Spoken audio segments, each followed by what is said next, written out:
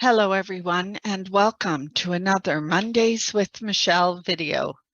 This week's topic, medical records, where they are and what they offer.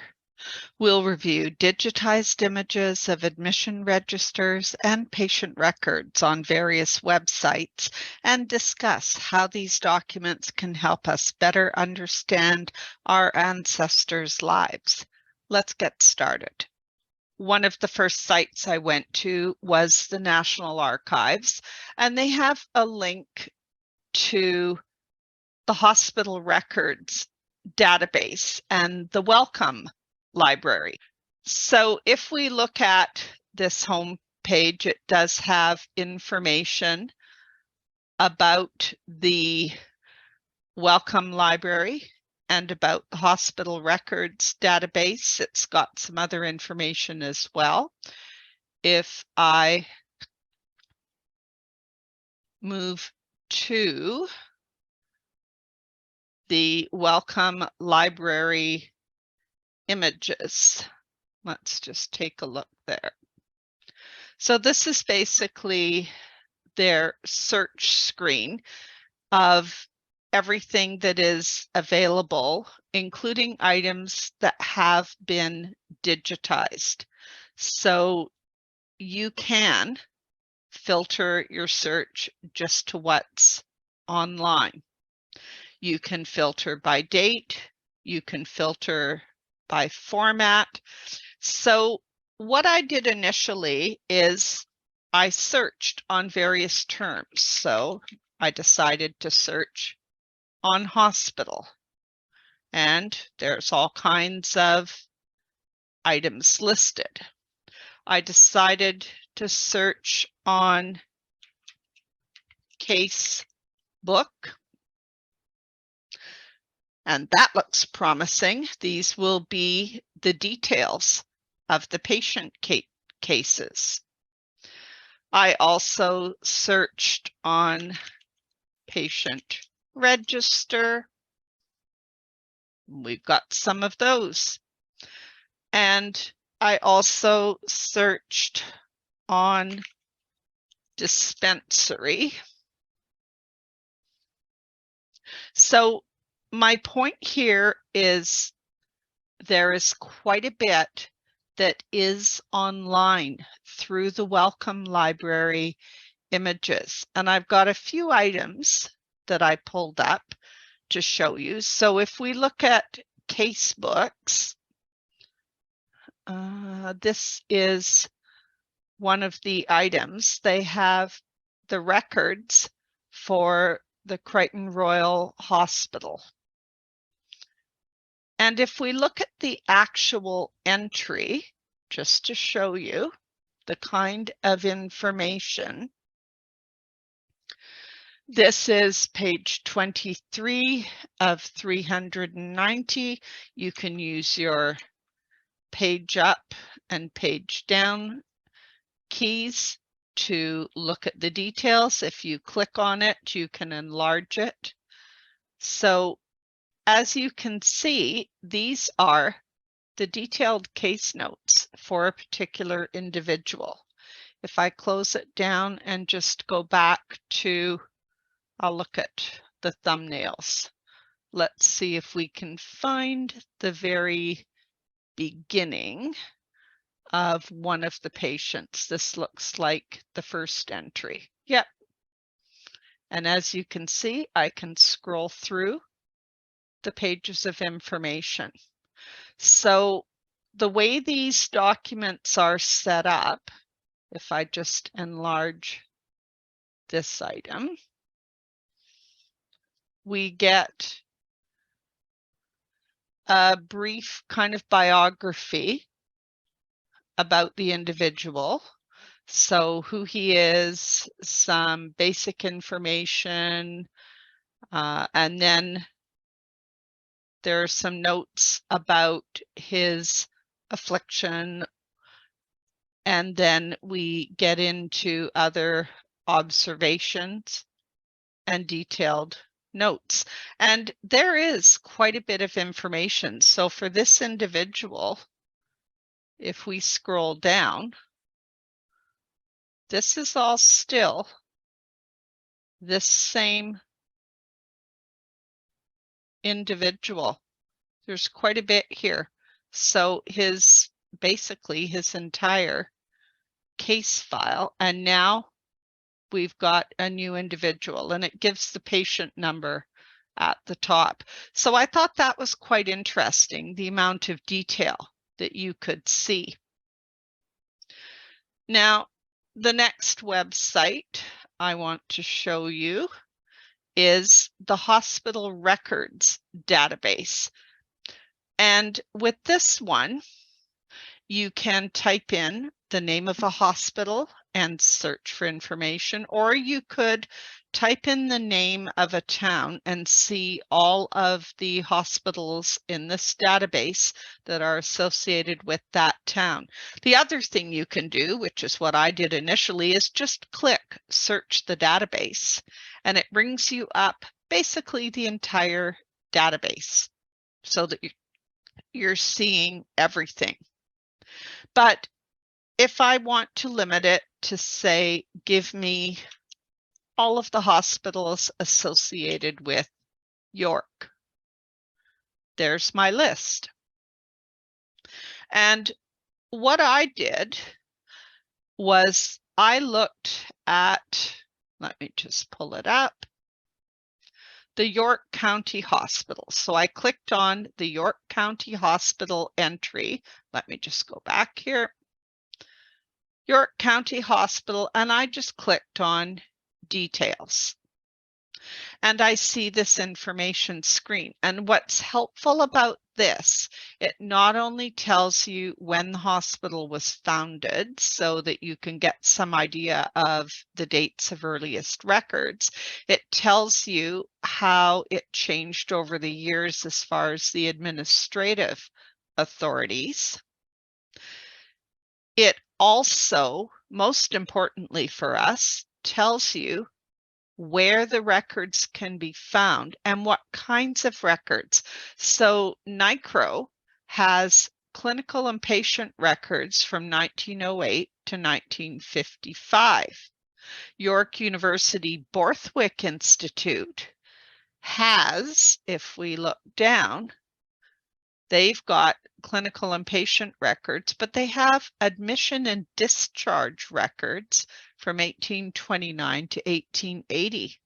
So that can be very helpful, even though through this particular database, you're not talking about direct online access to the information, but this is more a finding aid to point you in the right direction to locate those records. So it's really useful. Now, this particular website has not been updated since 2012. So in some cases, the records may have been moved elsewhere, but it's a good starting point. It at least tells you that as of 2012, to the best of their knowledge, these were the types of records that do exist.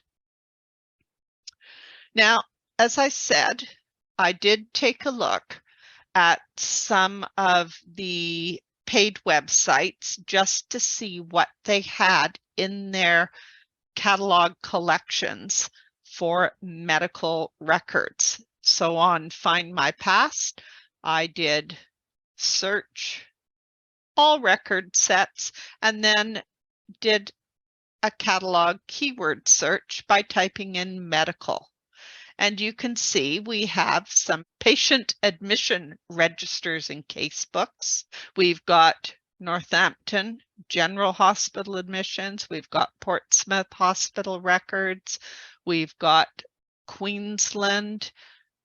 So there are a number of different records available. Not all of these have been indexed. So you need to make sure, if you are wanting to look at hospital records, do a catalog search to see what record categories are available, because some of these may just be images that you can browse as if you were browsing the microfilm, and you might not be able to do a name search on them. Ancestry has a similar situation. Now, in this case, I was mentioning just before I started the talk today that some of the challenges figuring out how these records will have been categorized. And I find the medical patients registers, the medical details tend to be buried somewhere in the collections. And this one is a prime example. So if I scroll down, there is an entry here for Surrey, admissions to Brookwood and Holloway mental hospitals. The only place I've been able to find it shows up is by typing Surrey in the keyword card catalog search and clicking search, which is strange. So for instance, if I type in mental hospital, you would think it would show up since, by the way, those words are right in the name of the collection. But if I type that in, I get no results. If I type in hospital, and if I scroll through, there is nothing that is specific to Surrey. So my point in showing you this is there is a lot more available than what you might think just by typing in a keyword. So it's worth also typing in the place name and seeing what records are available for a particular place.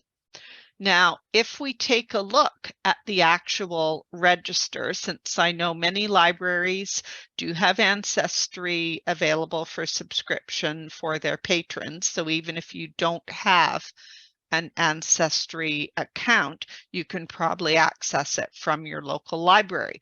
So this is that Surrey, England admissions to the Brookwood and Holloway Mental Hospital. These are the patient registers. So it gives you the date they were admitted. It gives you their full name. It gives you age, which is really helpful. Says what their previous occupation was, says where they were living, and who basically gave authorization to admit them. And in this case, it's a relative. So you're also getting the benefit of other family members being listed here. And it's continued on the facing page. So if we scroll to the next page, we're seeing the rest of the information. It says what was the form of mental disorder, the cause, some observations on their condition, how long they've been having the attacks or the condition, how old they were when they had their first attack, and the date that they were removed from the institution, and some other information, including if they did die. There's a column here and a column for observations. And you notice under observations, in some cases, it says where they were transferred to. So these admission records or patient registers have an awful lot of useful information. So I think it's worth exploring creatively to see if you can locate those kinds of records. So if we take a look at another record they have, for this one, I searched on medical. And if we scroll down, I believe these are the Royal Navy medical journals. What caught my eye was the date of 1817. This is the journals from 19th century British ships. It says most are the convict ships bound for Australia or Van Diemen's Land. So I opened up one of those entries because I was curious. And again, since we've had previous presentations about the transportation of convicts to Australia, if you do find one of your ancestors was on a convict ship, you can search the register, the medical register for that ship. And if we take a look at some of these entries, these are from 1849. It gives the name, the person's age, which is really helpful because some of the court records don't identify the age of the individual. So being able to tie an individual to an age can be very helpful. And it says in this case, this first person was a prisoner. It says what the disease or medical condition was and when they were put on the sick list and how they were disposed of. And if you look through, there's a few of these. This poor person died. This one was transferred to the hospital at Parramatta. So once they got to Australia, they were transferred to the hospital there. So again, really good clues for follow-on records. So we've looked at Find My Past, we've looked at Ancestry. You know I'm going to have to show you what Family Search has. And again, one of the terms I searched on was patient register. And you can see some of the entries that showed up. One of the ones I thought was really interesting, again, for Australia, these records go from 1843 to 1933. We've got a lengthy list, and it looks like, yeah, I need to sign in. You notice they all had a key. It's because my sign in was defaulting. It logged me off. You notice now that I've logged on, the key has disappeared. So all of these Australian case records are freely available for you to view from home. It's the camera, you can browse those images. And it looks like they're all divided alphabetically. And these were records from New Norfolk Lunatic Asylum and the Mental Diseases Hospital. The next website I stumbled across was this National Health Service Bart's Health website. And this is their page that talks about their archives. So it brings up another point. Some hospitals or institutions may have their own archives and their own website. So it's always worth just doing a Google search on that institution to see if they have separate sources for their records. They may have some of it digitized. There might be genealogy societies or other organizations that have transcribed or digitized some of the information. So don't forget doing straight Google searches, because that's how I found some of this information. I literally Googled England historical case records or England historical hospital records to see what would come up in the list of Google search results. So for this particular one, they've got an information page for the archives, and I was interested in this section, accessing the archives and the data sets online. So there's a number of different things they have available online. They have student registers from their medical college. They have the hospital journal. But what I was really interested in was this entry here, the Historic Hospital Admission Records Project, because it's an online database of admission records for 4 children's hospitals. And it lists the hospitals, and the admissions cover inpatient admissions from 1867 to 1895. So I clicked on that link, and it brought me to this homepage. And you can search by surname, by first name, or any combination, by year of birth. And it does want you to specify at least one of the fields. So when I tried clicking search, it just brought me to this more detailed search screen. So I thought, all right, let's try searching for everyone with the first name of John. And if I search, this is my list of results.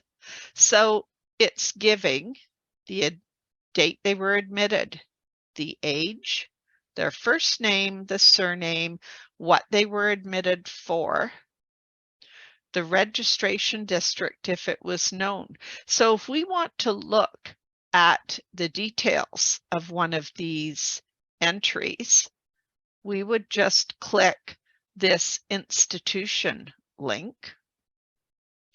and we're looking at the detailed entry. So we've got the date of admission, we've got this, we've got the year of birth, which is helpful, the age on admission. There is some other information that's only available if you are a registered user. This might have been one of the websites that I actually registered for. Let me just check. Yes. So you can register on this website for free, and then you have access to everything. So this second example I'm showing you, you can see I am actually logged in right now with my free account. So if I was to look at one of the entries in detail, John Coleman with the hip disease. So you see now it's no longer telling me I can't access information. It just says in this case, there's no case notes available, but it is giving me all of the other information, his residence, the institution, how long he was there, information about his disease, that the problem was relieved, and when he was discharged. And there is some notes here for patient history. So again, I think that's a really good website to keep in mind, either if you have ancestors in London, or perhaps if some of your ancestors were ill and ended up being transferred to some of those main children's hospitals that specialized in certain kinds of treatment. So the last website I want to show you is Scottish Indexes. And anyone doing Scottish research, this is a good website to bookmark, because as you can see, these are the record sets they have available online. And basically, I just went to record sets to get this particular page. And we have mental health records. We have poor relief records. The one I looked at was Kelso dispensary patient registers.